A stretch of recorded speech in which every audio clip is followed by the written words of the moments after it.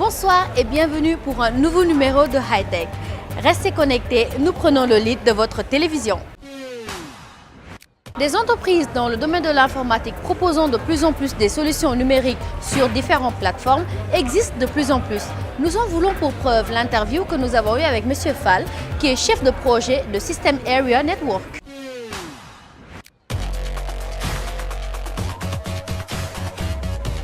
SAN, c'est une start-up, comme son nom l'indique.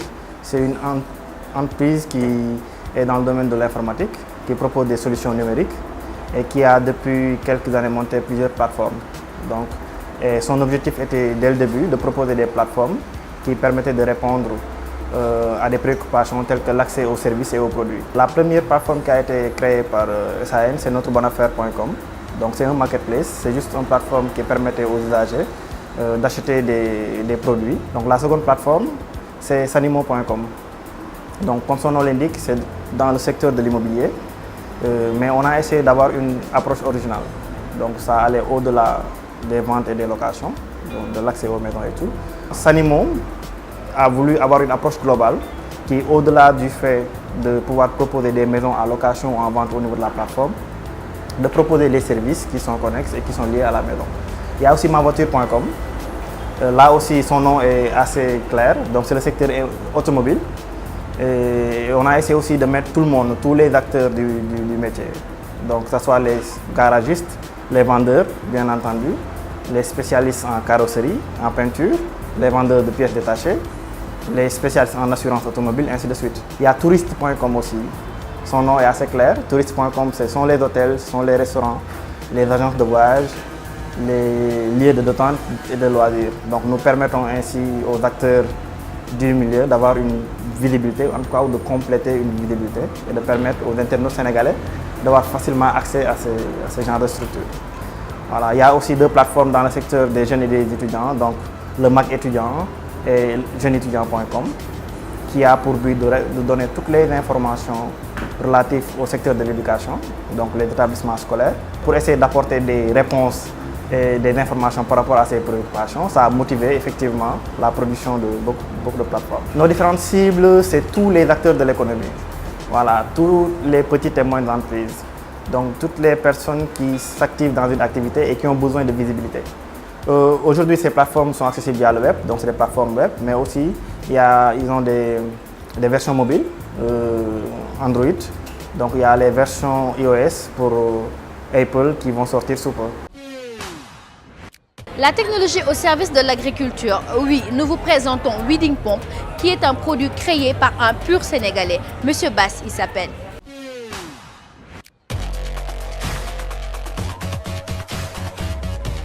Weeding Pump, au fait, c'est pour... c'est une solution de téléirrigation. Donc, on est d'accord que ça se connecte déjà sur une pompe électrique.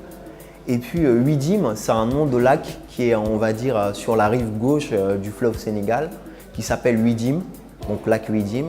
C'est pour rendre hommage justement à cette zone qu'on a nommé le produit Weedim. Et pompe pour faire référence au dispositif qui est contrôlé, qui n'est rien d'autre que la pompe. Déjà, Weedim Pump, c'est une solution de téléirrigation, donc ça permet aujourd'hui à un agriculteur, par exemple, il faut d'abord appeler les faits, puisque au Sénégal, on peut dire, il y a, selon l'Agence nationale des statistiques et de la démographie, il y a 50 000 exploitants agricoles qui sont, on va dire, à plus de 5 km, je parle de la distance entre leur exploitation et leur champ. Donc ces gens-là aujourd'hui, tous les matins pour irriguer leur champ, pour la plupart, ils se déplacent soit avec une moto, avec une voiture, ou des fois ils marchent sous le soleil ardent et tout ça. Suite à ces problématiques, on peut voir les tumultes que ça représente pour ces pauvres gens-là. Et donc on s'est dit pourquoi pas proposer un produit qui va les permettre justement de faire les tâches suivantes, c'est-à-dire allumer, c'est-à-dire un démarrage, un arrêt, d'accord, un diagnostic, savoir si la pompe fonctionne, faire aussi une alerte vol, des alertes vol et aussi des statistiques d'utilisation. Donc il est tout simple, hein. On le connecte juste sur la pompe électrique. En d'autres termes, pour être un peu plus technique, on le connecte sur le starter. Le starter, c'est un dispositif, un boîtier, c'est comme un contacteur en fait, qui contrôle l'unité pompe en fait. Donc nous, on le connecte sur le starter, on fait la configuration de base, on donne à l'agriculteur ses codes d'accès et puis c'est fini. À travers son téléphone portable, que ça soit en smartphone ou bien que ça soit en téléphone basique, il peut déjà, partout où il se trouve, irriguer son champ, c'est-à-dire allumer la pompe. Il peut être alerté sur ses statistiques d'utilisation, notifié en cas de présence d'intrusion, c'est-à-dire c'est ça l'alerte vol et tout ça. Et puis en même temps faire un diagnostic et tout ça à distance. La production de logiciels au Sénégal, on en parle. Nous allons vous laisser avec notre reportage et vous allez découvrir qu'au Sénégal aussi, il y a des experts ou des personnes qui sont en train de faire de belles choses, de créer des logiciels made in Sénégal.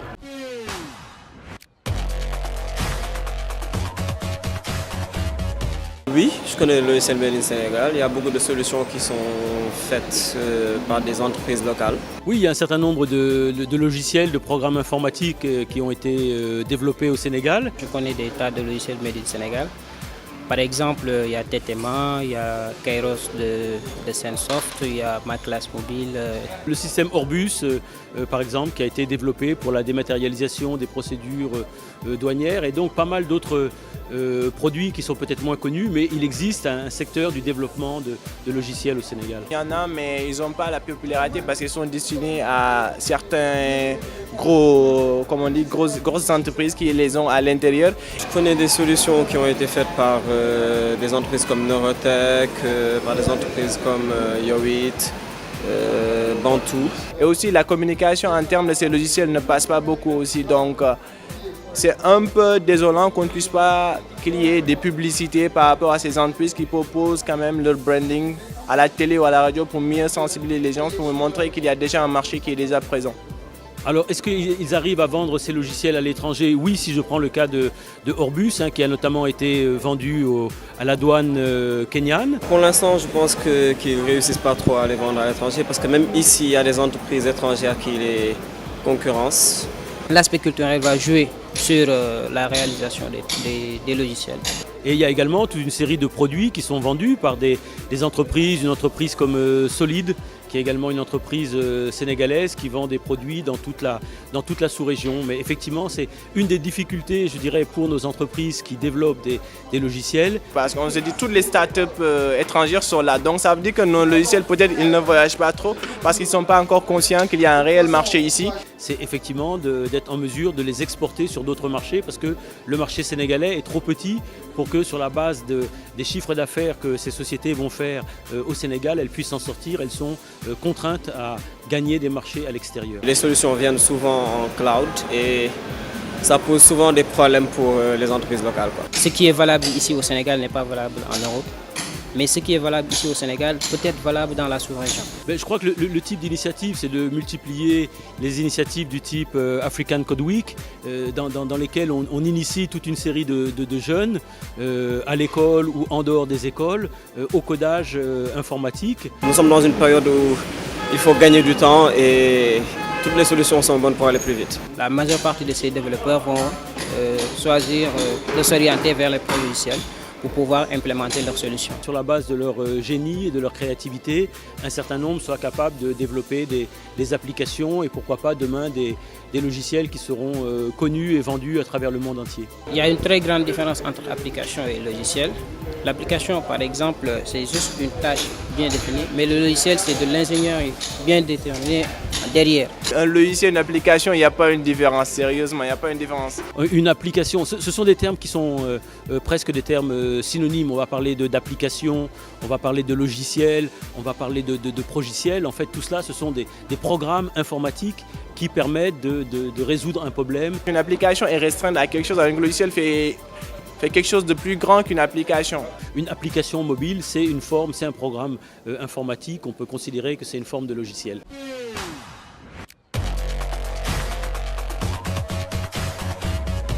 Bonsoir Alima. Bonsoir Mary, bonsoir à tous, ça va très bien, merci. Alors Alima, il paraît que Diamono est devenu Diamono. Qu'est-ce qui s'est passé exactement?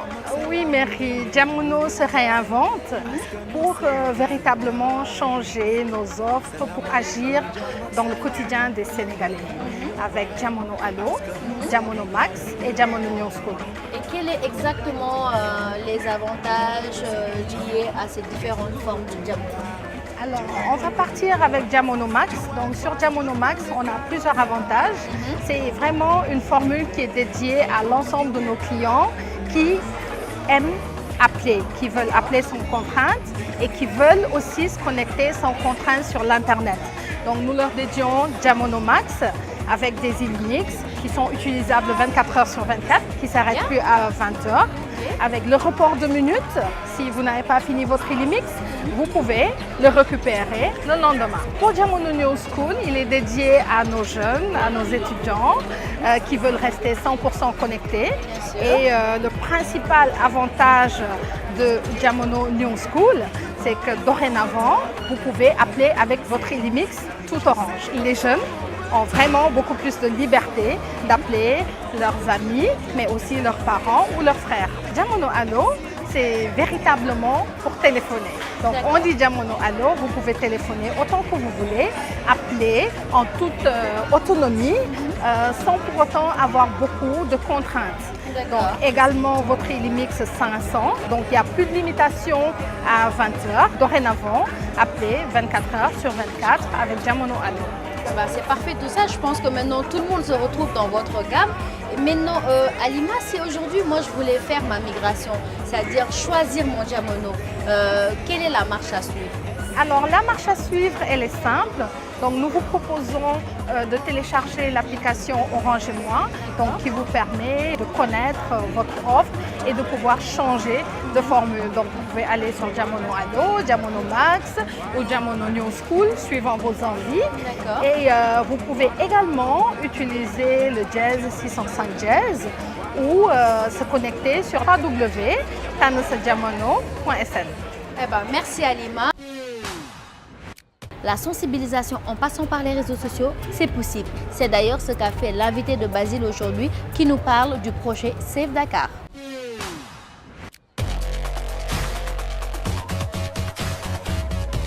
Magnon, bonjour. Bonjour Basile. Alors vous venez de créer, vous venez de lancer un projet qui s'appelle Save Dakar. Je rappelle que vous êtes photographe.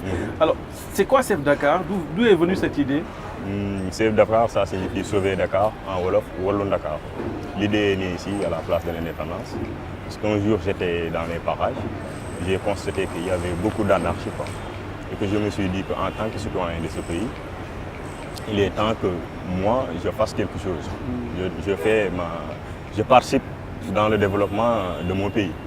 C'est après que j'ai commencé à prendre des photos dans mon smartphone. Et je l'ai fait plusieurs fois. D'accord. Et je me suis dit que bon, comme moi en tant que Sénégalais lambda, je ne peux pas aller dans les médias. Bon, je me suis dit qu'aujourd'hui, on est doté de l'Internet, particulièrement les réseaux sociaux, qui est simple et utile. Pourquoi pas, je ne vais pas poster les photos que je vois, l'anarchie qui règne dans notre capitale, Dakar, et le poster dans les réseaux sociaux pour conscientiser les gens et en même temps interpeller les autorités. Donc si je rappelle bien, Save Dakar, c'est un projet dont l'objectif c'est de prendre des photos, de poster au niveau des réseaux sociaux et de conscientiser les jeunes. Et en même temps, dénoncer. Dénoncer. Dénoncer quoi? Dénoncer l'indiscipline et l'incivisme qui règne dans ce pays. D'accord. Parce qu'aujourd'hui, il faut qu'on le dise, l'indiscipline et l'incivisme, c'est au vu, au su de tout le monde, mais personne ne réagit. Et ça ne nous mènera nulle part. Aujourd'hui, on peut injecter des milliards pour l'émergence, mais tant que les gens ne seront pas disciplinés, je pense qu'on ne sera pas dans le rendez-vous des pays émergents. Pourquoi avoir choisi les réseaux sociaux pour lancer ce projet? Et comment ça se passe pour quelqu'un, par exemple, qui veut voir comment ça se passe avec le projet? D'ailleurs, j'ai discuté avec des amis cyber-activistes. Ils m'ont dit que nous sommes 2 millions de Sénégalais sur les réseaux sociaux. Exact. Et que je me suis dit que voilà quoi. Et j'ai constaté que moi, même dans mon quartier, les maçons, les menuisiers, même parfois des tentes, ils sont dans les réseaux sociaux. Et je me suis dit que voilà, c'est le réseau, c'est l'occasion, c'est le réseau social idéal pour conscientiser les gens parce que quoi qu'on puisse dire, la majeure partie des jeunes aujourd'hui, ils ne regardent plus la télé. Exact. Ils sont connectés sur Facebook, Twitter, Instagram. Et que voilà, je me suis dit pourquoi pas commencer à faire des photos et les lancer là-bas. Alors Save Dakar, c'est un hashtag, Save Dakar sur Twitter, sur Facebook. Sur Facebook et sur Instagram. Est-ce que vous projetez, est-ce que vous avez envie d'aller beaucoup plus loin? Oui, depuis que je l'ai créé, il y a pas mal de gens qui m'interpellent, qui veulent adhérer sur Save Dakar. Et voilà, actuellement, je suis en train de réfléchir comment on va faire de telle sorte que on va les structurer, faire des campagnes de sensibilisation dans les marchés, dans les bus. Déjà, il y a quelques portes là où j'habite, de mon Malika, qui sont en train de nous et mes potes sont en train de réfléchir le projet pour qu'on voit comment sensibiliser, parce que c'est bel et bien de dénoncer dans les réseaux sociaux, mais le plus important aussi c'est de descendre sur le terrain. Comme les Sénégalais sont souvent dans les bus, dans les marchés, aller là-bas, les conscientiser, il faut dire il faut faire ceci, il ne faut pas faire cela. Alors, voilà. Save Dakar, est-ce que c'est pas trop restreint? Save Dakar, pourquoi pas Save Sénégal, pourquoi pas Save Afrique, pourquoi pas Save je sais pas quoi? Ben, parce que moi je suis Dakarois de natif, donc je ne sais pas ce qui se passe dans les autres régions. C'est pourquoi je lance un appel à tous les autres jeunes des autres régions de créer leur propre Save. Pourquoi pas Save Louga, Save Thiès. D'autant plus qu'il y a quelques jours, il y a une fille qui habite à Saint-Louis. Elle vient de créer Save Saint-Louis. Déjà, c'est bien. Et qu'il y a quelqu'un aussi qui m'a tweeté l'autre jour sur... C'est un jeune qui vit au Tchad. Au Tchad, oui. Il vient de me dire qu'il vient de créer Save N'Djamena aussi. D'accord. Alors, est-ce qu'aujourd'hui, il s'agit simplement de rester sur les réseaux sociaux pour conscientiser, parce que la conscientisation aussi ne se limite pas pour moi, pour beaucoup de gens, uniquement aux photos aussi. Est-ce que vous avez d'autres actions que vous pensez mener pour essayer actuellement, de réaliser cela? Oui, je suis seul dans le combat, mais il y a quelques-unes de mes amis, des amis à moi. Nous sommes en train de réfléchir sur comment on va descendre sur le terrain, parce que tous les Sénégalais aussi ne sont pas dans les réseaux sociaux. Comme je te l'ai dit tout à l'heure, on va descendre sur le terrain, surtout dans les bus, dans les marchés. Partout à Dakar, on va essayer de conscientiser les gens, leur dire que voilà quoi, nous sommes dans un pays république, il y a des normes et des règles à respecter. Voilà, il ne faut pas faire n'importe quoi. Mandione, aujourd'hui, est-ce que vous pensez aussi travailler avec l'État du Sénégal, par exemple, l'État du Sénégal, pour voir comment promouvoir ce projet, même si ce n'est pas un projet uniquement pour conscientiser, mais aussi c'est pour dénoncer. Pour dénoncer. Oui, je suis prêt à travailler avec l'État parce que ce qu'on fait, je pense que c'est noble, parce qu'on voit ce qui n'est pas normal dans ce pays et on le dénonce. Voilà, on les facilite les choses. Mandione est photographe. Oui. Qu'est-ce qui vous a poussé à entrer dans ce métier-là et à créer ce projet? C'est en 2009 que je suis promotionnaire de Média Center de Dakar. C'est en 2009, après le baccalauréat, que j'ai dit mon père, je veux faire les arts visuels. Il m'a dit que voilà, tu as tout mon soutien, vas-y, fonce. C'est comme ça que j'ai commencé à faire de la photographie. D'accord. C'est quoi la force même du projet? Est-ce que ce sont les images? C'est quoi? Ce sont les images. Comment ça se passe? Parce que parfois, même je marche dans la rue, je vois quelque chose comme les marchands ambulants qui escortent les trottoirs, les marchands ambulants qui escortent, même les passerelles, je photographie ça et je dénonce, je dis voilà, l'État, tout ce qui se passe dans ce pays. Voilà. Les gens qui pissent de gauche à droite, le surcharge des transports en commun, tout ça c'est des faits qu'on vit au su et au vu de tout le monde. Alors je pense que c'est un bon projet, en tout cas félicitations. Merci. Et je pense que le projet va se développer et quitter Save Dakar, aller à Save Sénégal ou bien Save Afrique. Je l'espère. Merci.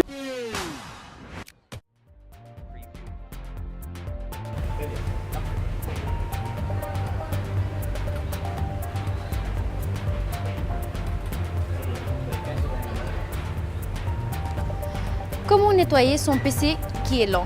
Comment le booster? C'est aujourd'hui ce que nous allons découvrir avec notre nouvelle venue qui est Gina.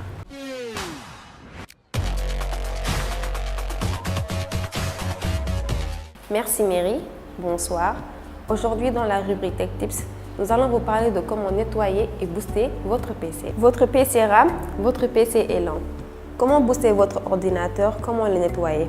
Ces questions reviennent fréquemment et cela est dû à l'installation massive de logiciels de jeux qui étouffent votre disque dur. Maintenant, je vais vous dire Comment nettoyer votre PC en 5 étapes. Premièrement, lancez régulièrement une recherche de mise à jour via Démarrer, recherche de nouvelles mises à jour. Deuxièmement, débarrassez-vous de vos cookies. Les cookies, ce sont les petites traces laissées par votre ordinateur à chaque fois que vous avez visité un site internet. Allez dans les options de votre furteur web et débarrassez-vous de vos données de navigation. Troisièmement, désinstallez tous les programmes que vous n'utilisez plus. Pour ce faire, allez dans Démarrer, panneau de configuration, désinstaller les programmes sous la catégorie Programmes. Installez un antivirus, bien que parfois coûteux. Aucun autre programme, même ceux de base de Windows, ne pourront vous protéger autant. Et enfin, cinquièmement, défragmentez votre ordinateur. Pour ce faire, retournez dans Démarrer, Ordinateur, Propriétés, via clic droit, Disque C, onglet Outils, Défragmenter maintenant. Attention, cette action ne supprimera pas tout. Pour vraiment nettoyer votre ordinateur en profondeur et le protéger, vous devrez télécharger un logiciel comme CCleaner. CCleaner est destiné à optimiser votre ordinateur ainsi qu'à le nettoyer, afin de libérer de l'espace et améliorer le chargement de Windows. C'était tout pour aujourd'hui. J'espère que ces conseils vous seront utiles. Nous nous retrouvons dans 15 jours pour de nouvelles astuces. Je vais vous conter l'histoire d'un jeune garçon. Il s'appelle Kevin Doe. Kevin Doe qui a l'âme bricoleuse. Il a l'âme bricoleuse et il veut faire des choses pour son village. Alors, qu'est-ce que fait le petit Kevin? Il crée une batterie à base de soda, d'acide. Et de Kevin Doe, il devient DJ Focus.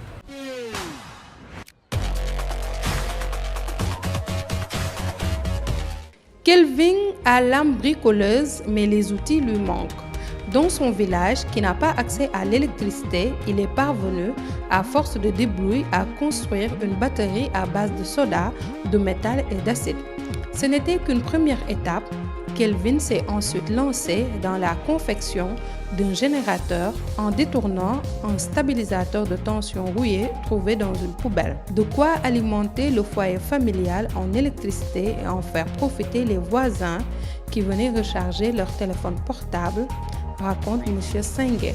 Son générateur alimentera plus tard sa propre station radio, construite avec un vieux baladeur CD et une antenne qui permet au voisinage de se brancher sur ses émissions. Kelvin devient ainsi DJ Focus. J'ai une super bonne nouvelle pour vous. C'est fini, vous ne perdrez plus jamais vos bagages à l'aéroport. Et je vous présente le petit nouveau venu. C'est le bagage à main qui est connecté avec votre smartphone. Et oui, dès qu'il s'éloigne de vous, vous recevez une notification sur votre téléphone. Découverte.